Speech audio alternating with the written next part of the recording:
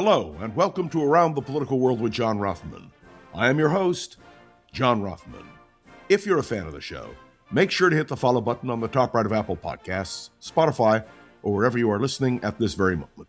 When you hit follow, leave a review or share an episode with a friend. It helps other people discover the show, keeps us going. As I like to point out each and every day, it expands our base. My podcast this morning has changed completely from what I thought it was going to be, because the breaking news is that Don Lemon and Georgia Fort and several other journalists have been arrested by the federal government. That's right. Freedom of the press now impaired by Pam Bondi, Donald Trump, and the federal government. So I opened my Constitution, which I do on a regular basis, because it seems to me the Constitution is the benchmark by which our country should operate. The First Amendment to the Constitution reads, "Congress shall make no law respecting an establishment of religion or prohibiting the free exercise thereof, or abridging freedom of speech, or of the press, or of the right of the people peacefully to assemble, and to petition the government for a redress of grievances." Open it up, read it. It's Article 1 of the Constitution. And I say this for the amendment, Amendment 1. I want to be crystal clear about this, so there is no ambiguity. Donald Trump's administration is violating the Constitution. Let's be clear. Don Lemon is a journalist. Sometimes I like him, sometimes I don't like him, but he was covering an event in Minneapolis. He was in a church covering a demonstration. And the same thing applies to Georgia Fort. Now, I've never heard of Georgia Fort. I assume I will learn more about Georgia in the days ahead. But the simple truth is these were reporters doing their duty. It is an interesting commentary that just yesterday I spoke with Mickey Lukoff, the former president and general manager of KGO Radio in San Francisco, where I worked for many, many years, almost 3 decades. And we were talking about this whole question of freedom of the press. And I posed to Mickey a question. If you were still in charge at KGO, I asked, and these kinds of issues were coming up, and you had pressure from the federal government to restrict what our comments would be as radio talk show hosts, would you have supported us in terms of our desire, our need to speak freely? And Mickey answered, "You bet. Yes, I would." And that, to me, is the key, ladies and gentlemen. I have avoided all sorts of derogatory terms about this administration and this president. But there are several lines which were crossed this week which need to be understood clearly and precisely. Freedom of the press is essential. Any government which tries to restrict freedom of the press is violating the Constitution. Let me explain very clearly that there was a second incident, an incident, again, that so profoundly disturbed me that I must describe it. And that is the raid on the Fulton County election proceedings, so that all of the ballots from 2020, where Donald Trump claims there were election irregularities, were seized.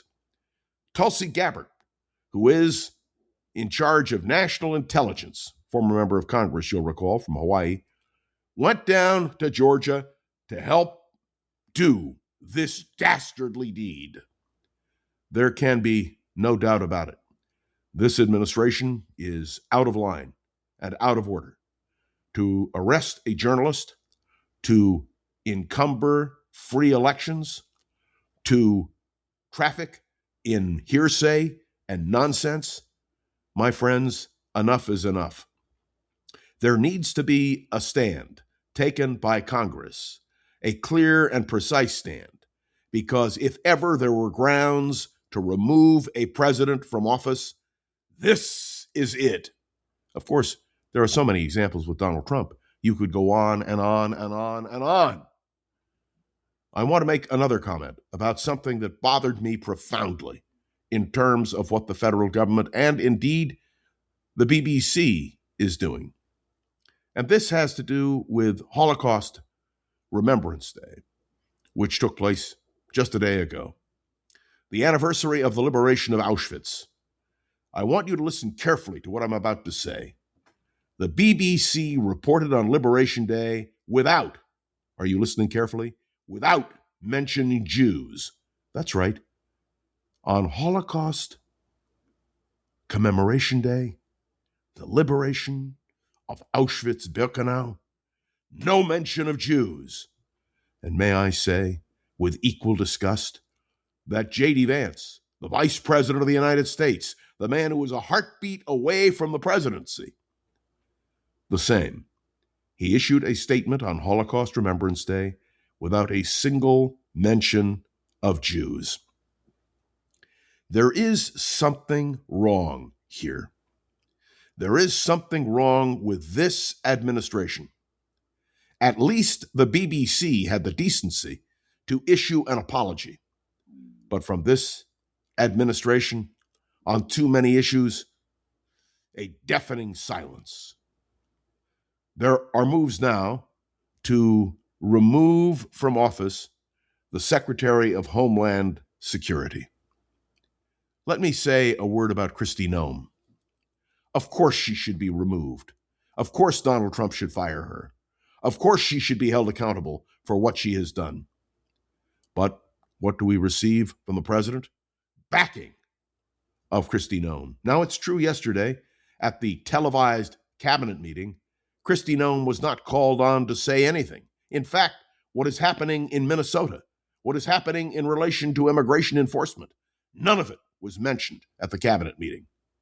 I want you to understand that my belief is that the very essence of American democracy is being subverted. Now, I am just one voice here on a podcast who can raise his voice without fear of recrimination. They can't shut me down.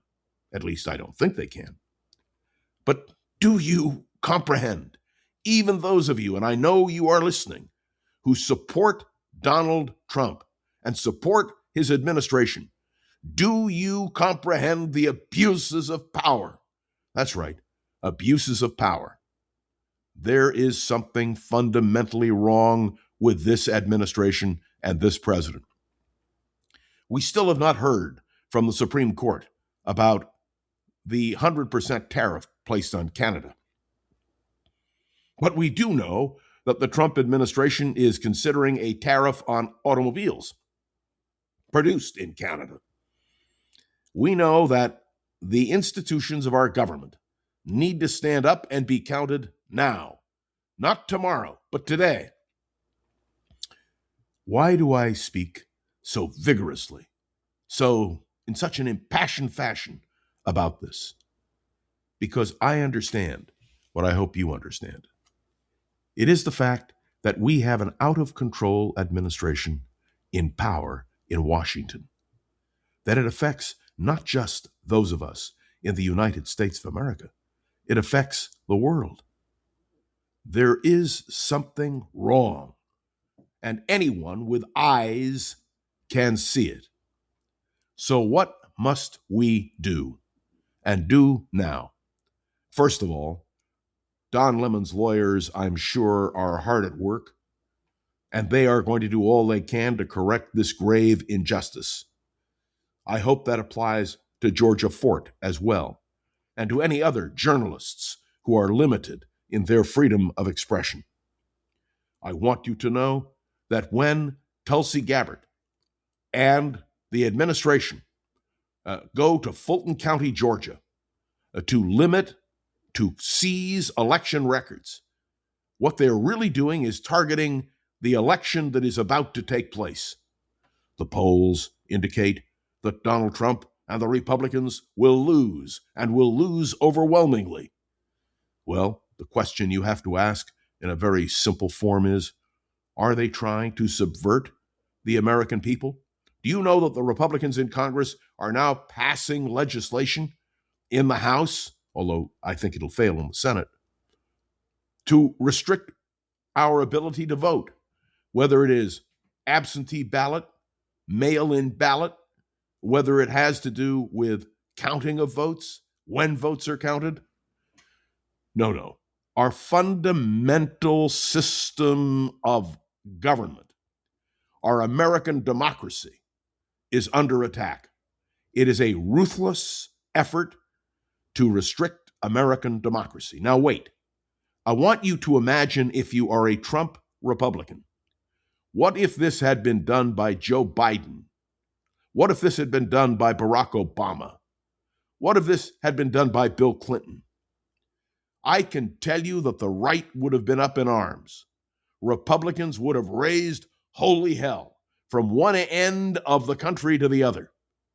But the deafening silence that we are hearing now is, to me, appalling. Now, it's true, my friends, that pressure helps. Greg Bovino is out, and Tom Homan is in.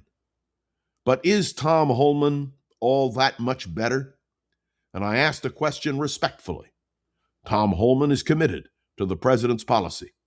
And if you listened to the president just last night, he said there will be no change in policy, which, of course, contradicts the implication of Tom Homan's remarks.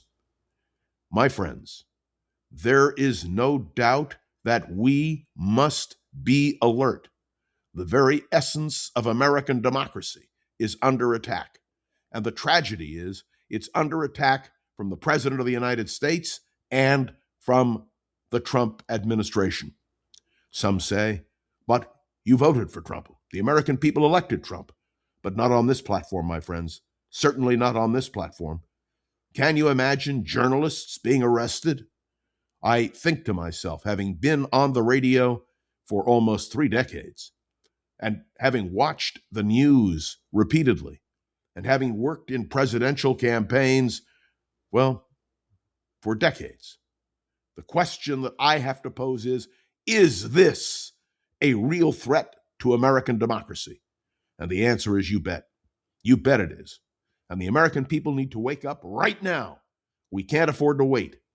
Look, some people will say, well, I never liked Don Lemon, or I never liked Georgia Fort, or I never particularly liked the way the media covered things.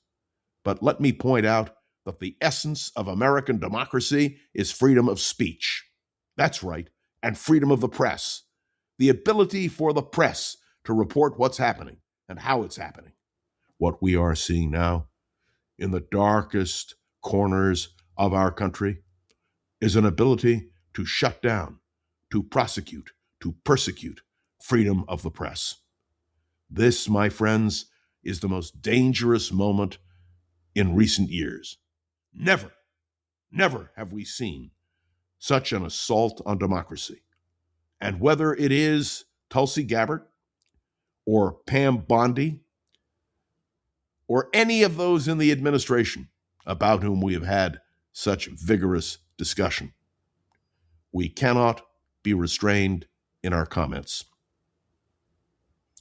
This, my friends, is the simple reality of the world in which we live, in the nation in which we live, in the nation which we treasure. I go back to the Constitution of the United States because the Constitution represents, for me, the very essence of the protection of our liberties. It was the late Adlai E. Stevenson, former governor of Illinois, twice the nominee of the Democratic Party for president, and yes, UN ambassador, who during the Godkin lectures at Harvard University in the 1950s articulated an essential point. It is not our wealth or our power that makes America great. It is our ideas. It is the Declaration of Independence. It is the Constitution of the United States. It is the Bill of Rights, which give us our liberty and which are the sacred trust which we have inherited. The actions taken by this administration over the last, 6 months or 1 year seem to me to be out of bounds in terms of American democracy. I will today be watching carefully what happens. But more than that, I am urging you a call to action. Today is a national day of protest, And by gum, we should be protesting. We should be protesting everything in Minnesota. We should be protesting Don Lemon's arrest. We should be protesting Georgia Fort's arrest. We should be protesting Tulsi Gabbard's interference in Georgia. We should be raising holy hell. This is a call, of course, for nonviolence. We don't need violence. We need a Congress and a court that will enforce the Constitution.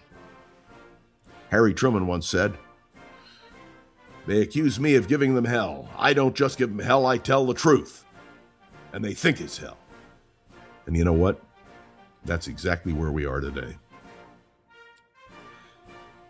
Thanks for tuning into another episode of Around the Political World with John Rothman. I'd love to hear your thoughts on today's episode. You can write a review on Apple Podcasts, drop a comment on YouTube or Spotify, and click any of the links to the show notes to connect with me on social media. That includes asking questions, which I hope you will do. Remember, please, to share this episode with a friend or colleague so we can continue to grow and expand. That's our goal.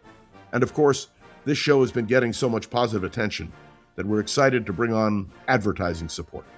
This will help us create more opportunities for Around the Political World with John Rothman, which of course is our goal. You know the weekend is coming, so we're off till Monday, but that doesn't mean news isn't going to break. And let me assure you, thanks to Gogo Zoger, the wonderful producer of this program, we will continue to monitor everything, and on Monday, we will be right back here with you on Around the Political World with John Rothman. Have a great weekend, follow the news, and let's be alert to American liberty. See you Monday. If you like the show, please take a moment to rate, review, and subscribe. It really does help the show to grow. Thank you for listening.